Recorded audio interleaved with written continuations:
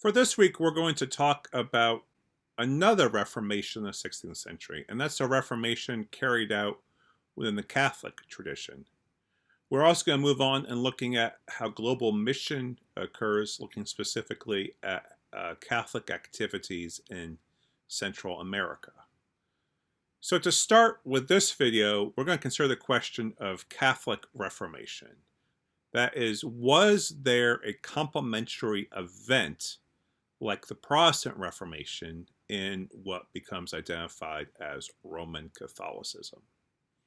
It's important just to note definitionally that historians of this era do not refer to the church in Rome as the Roman Catholic Church until there is a formal separation with reformers like Luther or Calvin with Catholicism in general. So generally, Roman Catholicism is not understood to really emerge until the third or fourth decades of the 16th century. But to ask, were there Catholic reform movements? The answer is yes. There were multiple kinds of reform movements in France, in Spain, in Italy. We can even initially look at what Martin Luther is up to as a Catholic reform movement. But to consider a reform movement that stays within the orbit of what becomes Roman Catholicism, I want to draw our attention to the life and work of Ignatius of Loyola and his founding of the Society of Jesus, also known as the Jesuits. Ignatius lives in the Basque region of northern Spain. He is a former soldier. He is educated at the Sorbonne University in Paris. It turns out he's actually in Paris at the same time that John Calvin is in Paris. We have no evidence of them ever crossing paths, but I always think that'd be a great little movie that told the story of that period of both of their lives.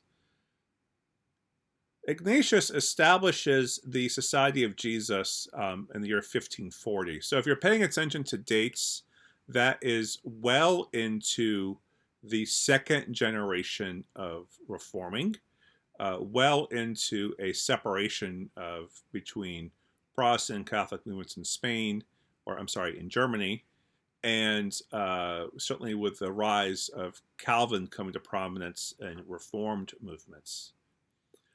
The Society of Jesus is an innovation, a new iteration of the religious life in Catholicism, because its focus isn't simply on its members going away to a monastery to pray for their souls and the souls of others, but really is focused on a reordering or a reforming of Christian society. The Society of Jesus emerges out of Ignatius and other people's convictions that the success of the Protestant movements is due to a significant degree because of poor teaching, preaching, education among Catholic laity, and that the church needs to take more responsibility to be active in the world in order to draw people back into the arms of the church. The Society of Jesus is established with a very flexible set of rules, a way of life, and they're often described as contemplatives in action. That is, that they have a wealth of spiritual practices, but they don't withdraw from the world in pursuing the spiritual life. There are no fixed monastic houses set apart from the rest of the world. Rather, there's a quote from the early years of the Jesuit movement that the whole world becomes our house, as they live in cities among the populations whom they are serving. One of the things that is unique about the Society of Jesus is, along with the traditional threefold religious vows of poverty, chastity, and obedience to superiors, there is a further vow of direct obedience to the Pope, and a promise to go where the Pope sends them for what they call the progress of souls and the propagation of faith. That is to strengthen the faith of those already in the church and to bring others to faith. And so that's a mission both internal to Christian society, to Christian Europe, and then it can also be external, so that Jesuits get sent out as missionaries to non-Christian territories across the globe. One of the major contributions that Ignatius of Loyola makes to Christian history is his composition of the spiritual exercises. The spiritual exercises is you can find it in a book, but you really can't read your way through the spiritual exercises. Rather, they are a set of practices that a director takes one through over a period of time.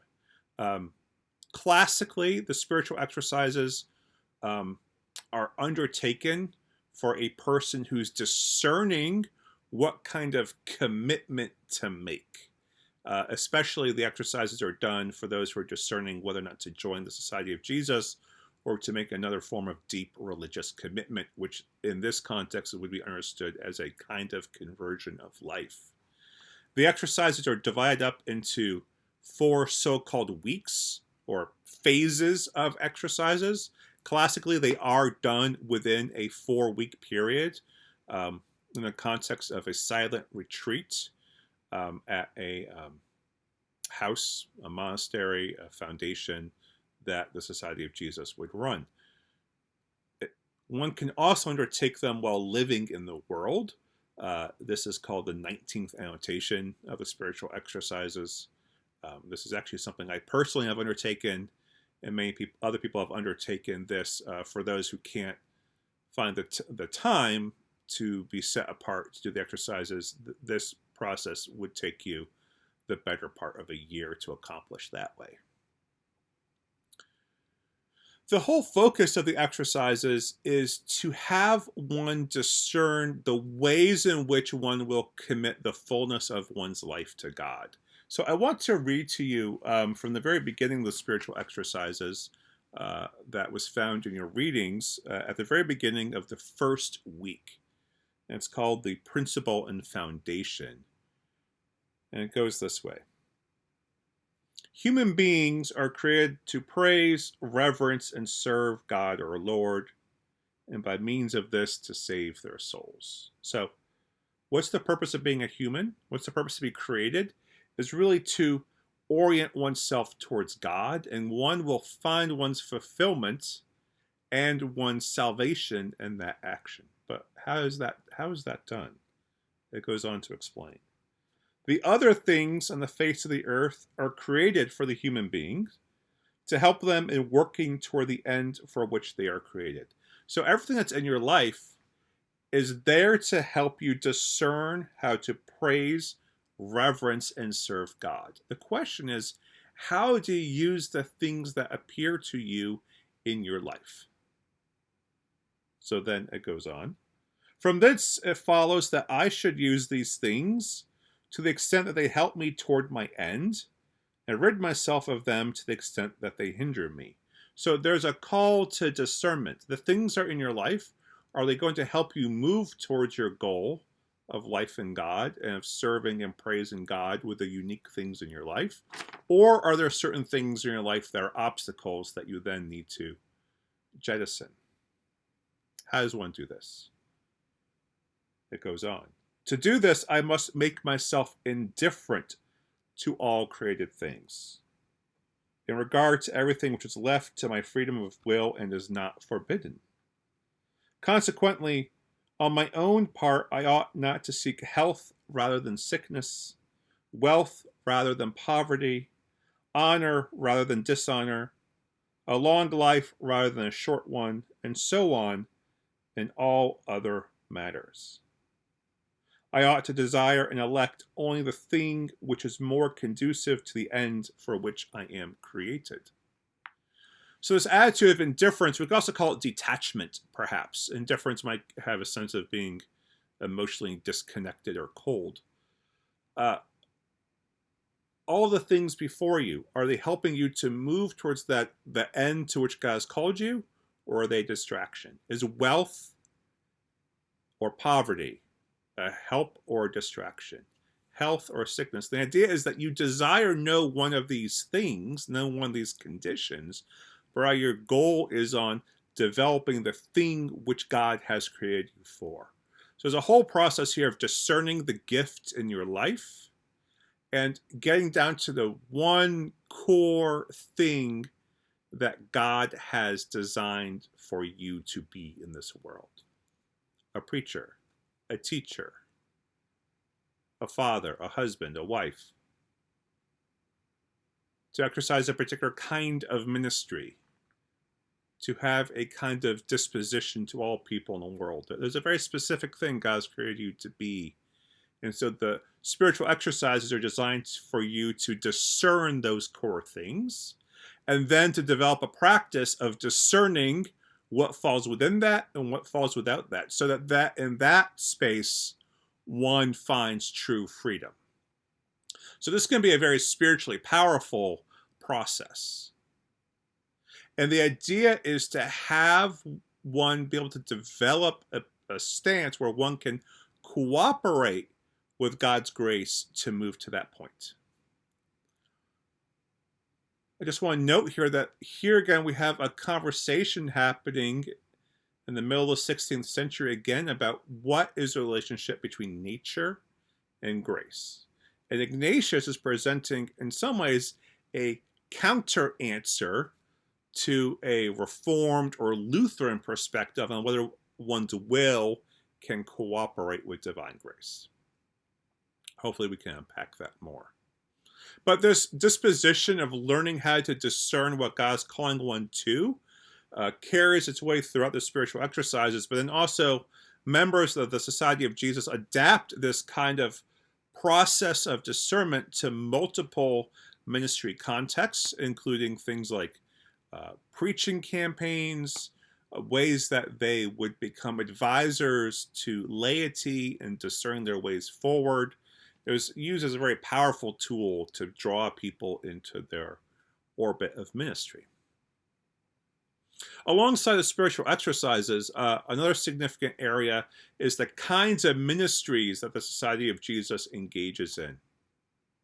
Initially, some of their core ministries are public preaching campaigns, catechesis or Christian education, and offering aid to the very vulnerable in urban areas, orphans, prostitutes, prisoners. About 7 years after the founding of the Society of Jesus in 1547, Ignatius of Loyola is approached about establishing schools. And so this is something that they take on, and the Society of Jesus quickly develops a whole network of schools to educate youth in various areas. And so they emerge as what's called the first teaching order, an order committed to the education of local population. But this focus on education and providing free of charge education to those who need it, with this whole process of catechesis and discernment, really helps to strengthen Catholicism locally. So the people who go through these schools come out on the other end with a deeper commitment to Catholicism as well. And so this then helps to solidify Catholicism in certain regions of Europe where it appeared that Protestantism might win the day. This is especially true in the region of Poland and in some regions of northern Italy, where the activity of the Society of Jesus helps reverse some Protestant gains in the mid-16th century. The Society of Jesus grows very quickly. 25 years after its founding, we can find it throughout Western Europe and overseas in places like Brazil, India, and Japan.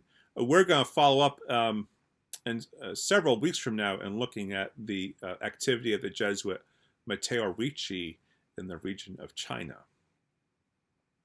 Part of the assumption of the Society of Jesus is the problem with the church is not doctrine at all, but rather the inability and failure of Christians to follow the teachings of the church.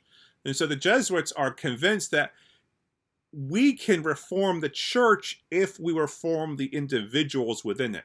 So while a Luther or a Zwingli or a Calvin says the problem is the system itself, or the problem is the doctrines that undergird this system, the answer of the Society of Jesus and other reformers within what emerges as Roman Catholicism is more a reform of the individual.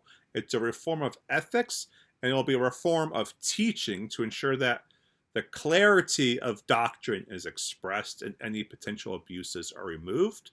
But there's not a willingness to question the core assumptions of Catholicism, things like papal primacy, traditional teachings around the nature of salvation, or the nature of sacraments, which were all flashpoints within Protestant movements. Again, there are many other examples of these kinds of internal reforms that happen. We could point also to the Carmelite order in Spain as another good example, but I think the Society of Jesus stands in well for what internal reform in the church looks like. In our next video, we're going to look at the Council of Trent and how this works towards solidifying what a Roman Catholic response to Protestantism looks like.